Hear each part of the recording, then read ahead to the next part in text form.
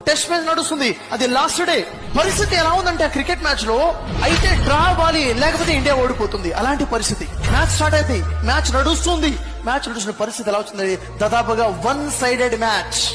Match ని కాపాడే వాళ్ళు ఎవరుంటే ఎవరు కూడా పెద్ద బ్యాట్స్మెన్స్ అక్కడ కనబడడం లేదు. అలాంటి పరిస్థితిలో ఒక యువకుడు 16 సంవత్సరాల బాలుడు గ్రౌండ్ లో దిగుతున్నాడు బ్యాట్ పట్టుకొని. ఎలాంటి పిచ్ అంటే అక్కడ ఉన్నటువంటి ప్రతి ప్లేయర్ అంటున్నాడు, ఇంత ఫాస్ట్ పిచ్ నేను ఎప్పుడు చూడలేదు. వచ్చేటువంటి బాల్ ఎట్లా వస్తుందంటే 150 km/h స్పీడ్ తో వస్తుంది.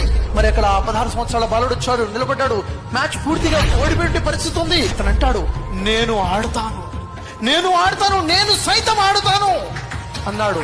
నెక్స్ట్ బాల్ వఖార్ యూనుస్ బాల్ వేస్తున్నాడు. 150 km స్పీడ్ తో బాల్ వస్తుంది. 16 సంవత్సరాల బాబు బ్యాట్ పట్టుకున్నాడు. ఒక్క షాట్ ఇచ్చాడు, 4 వెళ్ళిపోయింది. అప్పటి వరకు ఏ ఒక్కరు కూడా వఖార్ యూనుస్ కళ్ళలోకి సూటిగా చూసే ధైర్యం చేసేవారు లేరు. అప్పుడు 16 సంవత్సరాలు